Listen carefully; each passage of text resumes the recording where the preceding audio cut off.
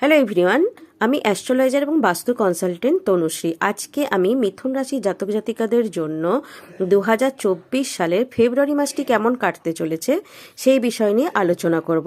বছরের শুরু থেকেই শনি আপনার নবমভাবে থাকছে, বৃহস্পতি আপনার একাদশভাবে থাকছে, কেতু আপনার চতুর্থভাবে থাকছে এবং সূর্য আপনার অষ্টম ভাব ছেড়ে নবমভাবে যাচ্ছে 14 ফেব্রুয়ারির পর। মঙ্গল আপনার সপ্তম ভাব ছেড়ে অষ্টম ভাবে যাচ্ছে 6 ফেব্রুয়ারির পর। শুক্র আপনার সপ্তম ভাব ছেড়ে অষ্টম ভাবে যাচ্ছে 12 ফেব্রুয়ারির পর। বুধ আপনার অষ্টম ভাবেই থাকছে। তো এই কর্মের সঙ্গে যুক্ত ব্যক্তিদের এখানে অনেক বেশি উন্নতি হতে দেখা যাচ্ছে। আপনার কোনো কাজে কোনো বাধা থাকবে না। আপনি যদি আপনার চাকরি পরিবর্তন করতে চান তবে আপনি এই সময় এটি পরিবর্তন করতে সফল হতে পারবেন, কারণ আপনার নবম ভাবে সূর্য এবং বুধাদিত্য যোগ তৈরি হচ্ছে।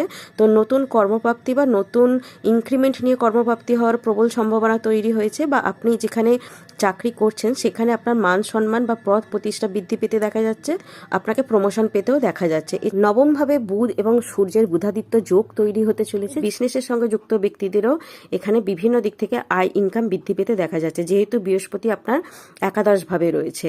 এছাড়া শেয়ার মার্কেটের সঙ্গে যুক্ত ব্যক্তিদেরও কিন্তু বিভিন্ন দিক থেকে আয় ইনকাম বৃদ্ধি পেতে দেখা যাচ্ছে। বিজনেসে আপনার ক্লায়েন্টের সংখ্যা বাড়তে চলেছে, আপনি নতুন কোনো প্রজেক্ট বা অর্ডার পেতে চলেছেন এবং মঙ্গল মকর রাশিতে গিয়ে আপনার সপ্তম ভাবে উচ্চ হতে চলেছে। তো এখানে আপনার মনোবল বৃদ্ধি পেতে চলেছে এবং আপনার শারীরিক কাজ করার ক্ষমতাও এখানে বৃদ্ধি পেতে দেখা যাচ্ছে। এবং প্রেমের দিক থেকে যেটা দেখা যাচ্ছে, মাসের শুরুতেই মঙ্গল এবং শুক্র আপনার সপ্তম ভাবে বসে প্রেমিক প্রেমিকাদের জন্য বিবাহের যোগ তৈরি করবে এবং দম্পতিদের জন্য প্রেম বিবাহ হওয়ার প্রবল সম্ভাবনা এখানে তৈরি হয়েছে। কিন্তু ভালোবাসার মানুষদের এই সময় তাদের প্রিয়জনের কাছে মিথ্যা কথা বলা এড়িয়ে চলতে হবে, অন্যথায় আপনার একটি মিথ্যা কথা আপনার দুর্দান্ত প্রেমের সম্পর্ক কিন্তু নষ্ট করতে পারে, যার জন্য আপনি পরে আফসোস করতে পারেন। আপনার জীবনসাথীর সাথে প্রতিদিনের বিবাদ এই সময় খারাপ থেকে আরও খারাপ হতে পারে, যার কারণে কিন্তু পরিবারেও দেখা যেতে পারে অশান্তির পরিবেশ। এটি প্রত্যেকের জন্য সমস্যার সৃষ্টি করতে পারে, তো তার দিকে আপনাকে বিশেষভাবে খেয়াল রাখতে হবে। এবং মঙ্গল যেহেতু আপনার সপ্তমভাবে উচ্চ হচ্ছে, মঙ্গল কিন্তু আপনার রাগকে বাড়িয়ে দিতে পারে, সেই দিকে আপনাকে একটু খেয়াল রাখতে হবে।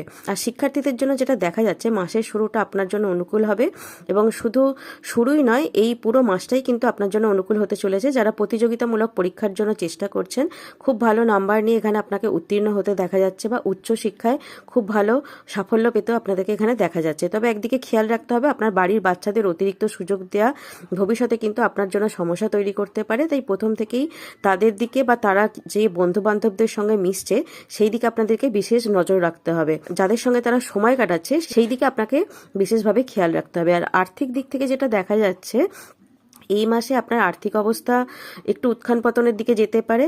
আপনি যদি কোনো রকমভাবে শেয়ার মার্কেটের সঙ্গে যুক্ত থাকেন তো এখানে কিন্তু আপনাকে বড় ধরনের কিছু লাভ পাওয়ার সম্ভাবনা এখানে তৈরি হয়েছে। এছাড়া আপনার মধ্যে অনেকেই যারা কোনো স্কিমে অর্থ বিনিয়োগ করতে প্রস্তুত থাকেন, সেখানে কিন্তু লাভের সম্ভাবনা এখানে অনেকাংশে বৃদ্ধি পেতে দেখা যাচ্ছে। আর শরীর স্বাস্থ্যের দিক থেকে যেটা দেখা যাচ্ছে, চন্দ্র রাশি থেকে যেহেতু একাদশভাবে বৃহস্পতির অবস্থানের ফলে স্বাস্থ্যের দিক থেকে এটাই পরিস্থিতি সম্পূর্ণভাবে আপনার অনুকূলে দেখা যাচ্ছে, যার কারণে আপনি খুব ভালো স্বাস্থ্য উপভোগ করতে পারবেন এবং আপনাকে সুখী হতে এখানে দেখা যাচ্ছে। এছাড়া এই সময় বয়স্ক ব্যক্তিদের জন্য হাঁটু বা হাড়ের পুরনো সমস্যা থেকে কিন্তু আপনাদেরকে মুক্তি পেতে দেখা যাচ্ছে। কিন্তু আপনার অষ্টম এবং নবমে গ্রহগুলি সক্রিয় থাকার কারণে আপনাকে শরীরের অভ্যন্তরীণ কিছু অংশে সমস্যার সম্মুখীন হতে দেখা যাচ্ছে। এই সময় আপনার স্বাস্থ্যের দিকে বিশেষ যত্ন নিতে হবে। আপনার দৈনন্দিন রুটিনে আপনাকে ডায়েট মেনটেন করতে হবে, খারাপ অভ্যাসগুলি আপনাকে অবিলম্বে দূর করতে হবে, আর যে কোনো ধরনের আসক্তি আপনাকে এড়িয়ে চলতে হবে, নাহলে কিন্তু পার্শ্ব প্রতিক্রিয়া হতে পারে, যেটা আপনার স্বাস্থ্যের উপর প্রভাব ফেলতে পারে। আর জ্যোতিষী উপায় যেটা করতে হবে, যেহেতু এই রাশির অধিপতি গ্রহ বুধ, তো সর্বাধিক লাভকারী এবং শ্রেষ্ঠ উপায় হচ্ছে প্রত্যহ বিষ্ণু সহস্রনাম পাঠ। এই পাঠ শুধু বুধ গ্রহের জন্য নয়, সমস্ত নবগ্রহের জন্যই এই পাঠ বিশেষ উপকারী।